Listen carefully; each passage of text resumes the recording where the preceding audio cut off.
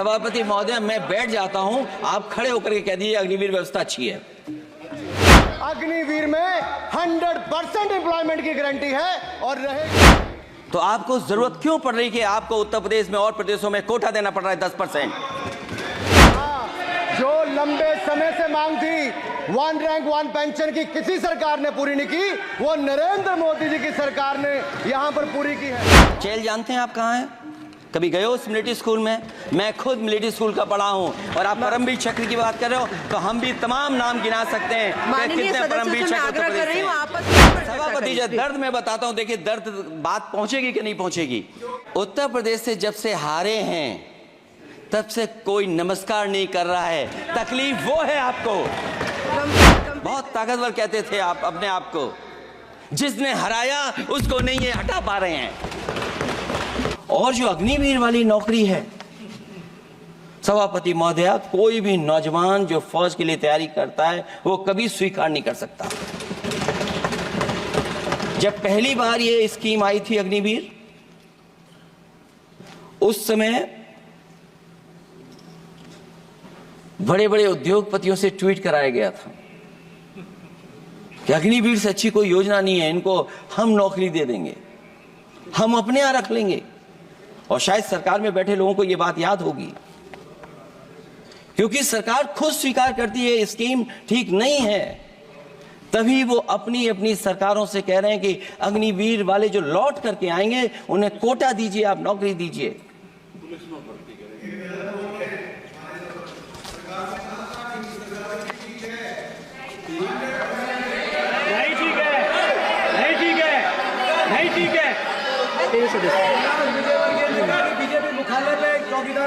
सभापति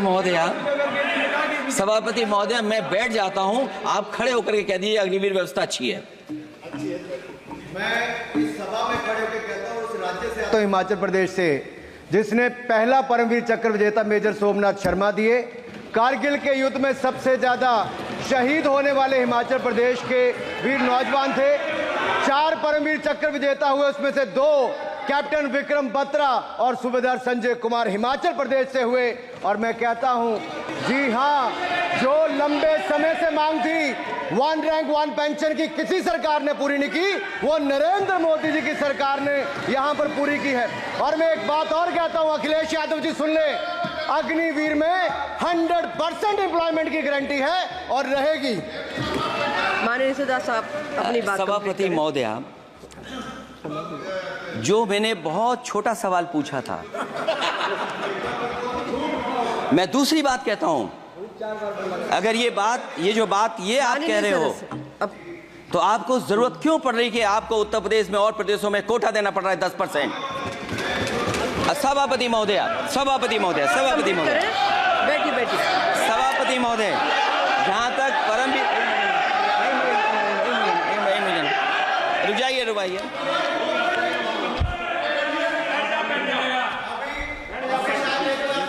अरे सुन लेने दो। माननीय सदस्य, आप अपनी सभापति महोदय, चेल जानते हैं आप कहाँ हैं? चेल जानते हैं आप कहाँ हैं? कभी गए हो उस मिलिट्री स्कूल में? मैं खुद मिलिट्री स्कूल का पढ़ा हूं। और आप परमवीर चक्र की बात कर रहे हो तो हम भी तमाम नाम गिना सकते हैं कि कितने परमवीर चक्र आग्रह कर रही हूं, आपस में चर्चा न करें। ये सभापति महोदया, जी 1 मिनट से भी कम,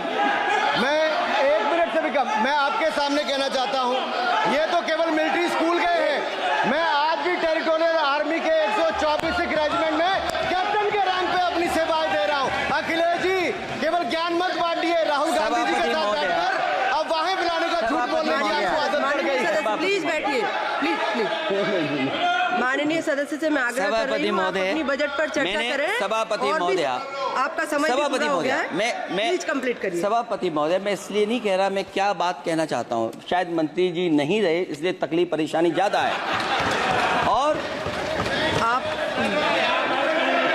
अरे हमारा दर्द नहीं समझोगे, हम आपका दर्द चेहरे से पढ़ते हैं। अच्छा, दर्द मैं बताता हूँ। माननीय सदस्यों से मैं आग्रह कर रही हूँ, सभापति महोदय, दर्द मैं बताता हूँ।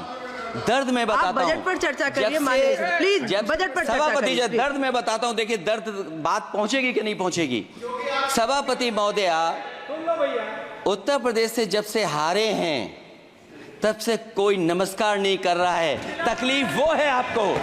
कंप्लीट करिए। वो वीडियो हमने देखा है कि कोई किसी को नमस्कार नहीं कर रहा है, कोई किसी को देख नहीं रहा है। चलिए, धन्यवाद माननीय। और जो अपने आप को बहुत ताकतवर कहते थे, बहुत ताकतवर कहते थे आप अपने आप को, जिसने हराया उसको नहीं ये हटा पा रहे हैं।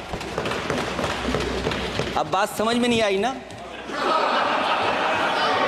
माननीय जिसने हराया उसको नहीं हटा पा रहे।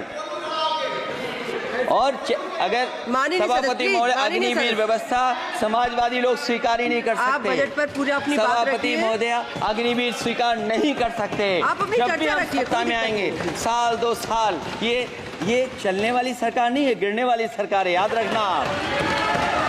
माननीय सदस्य। और देखिए, आप क्यों नहीं समझ रहे हो? साइकिल हमारा चुनाव चिन्ह है, साइकिल ही आपको सरकार चलवा रही है। जिस दिन साइकिल हट गई, आप कहां बैठे मिलोगे? और दूसरे हमारे साथी हैं जो हमें लेकर के यहाँ लाए थे। माननीय सदस्य, मैं आग्रह कर रही हूँ, कंप्लीट करिए। सभापति महोदय, मैं 2-3 बातें कहता हूँ यूपी को लेकर के मैं मांग करता हूँ। कंप्लीट करिए आप। सभापति महोदय, चंबल एक्सप्रेस वे बनना चाहिए, क्योंकि देश का सबसे बड़ा एक्सप्रेस वे जो 1 लाख करोड़ का बना है वो दिल्ली मुंबई से है। और यूपी को क्यों नहीं जोड़ रहे हैं आप? गंगा को लेकर के सब चिंतित हैं। गंगा की सफाई अभी नहीं हुई है। जो बजट गया पता नहीं कहां चला गया, किसी को नहीं पता। जैसे पानी बहा वैसे ही बजट भी चला गया।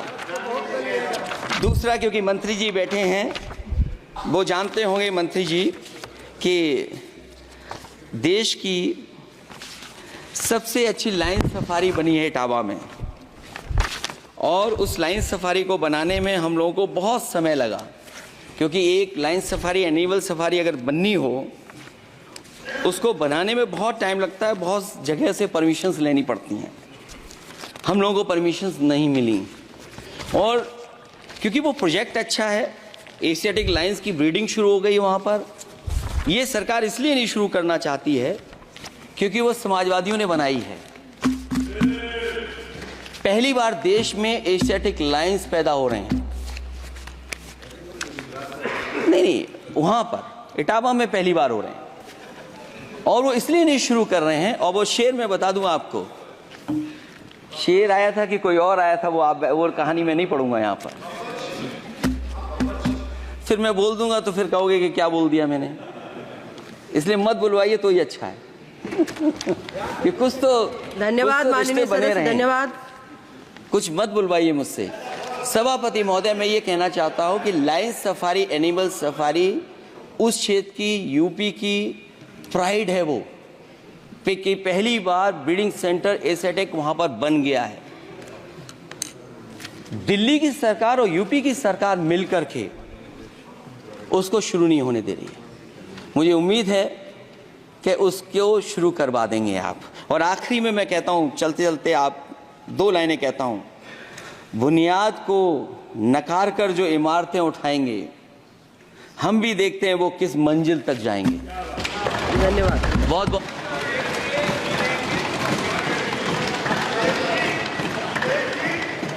अखिलेश जी, कुछ ज्ञान माननीय विपक्ष के नेता को भी दे दीजिए। आपने अच्छा भाषण दिया, उनको भी सिखा दीजिए। हालांकि अयोध्या को मैंने कहा हम काम नहीं रोक रहे हैं, लेकिन सभापति महोदय मैं कहना चाहता हूं, इन लोगों का कौन टाउन प्लानर है, कौन आर्किटेक्ट है, मैं नहीं जानता हूं, लेकिन ये जब सरकार से चले जाएंगे तो विश्व की सबसे बढ़िया नगरी अगर कोई बन करके दिखाएंगे तो वो अयोध्या नगरी होगी। माननीय सदस्य, क्योंकि इससे बड़ा सम्मान और कोई नहीं हो सकता। ऐसे ही निष्पक्ष खबरों को देखने के लिए हमारे चैनल को सब्सक्राइब करें और बेल आइकन को प्रेस करें।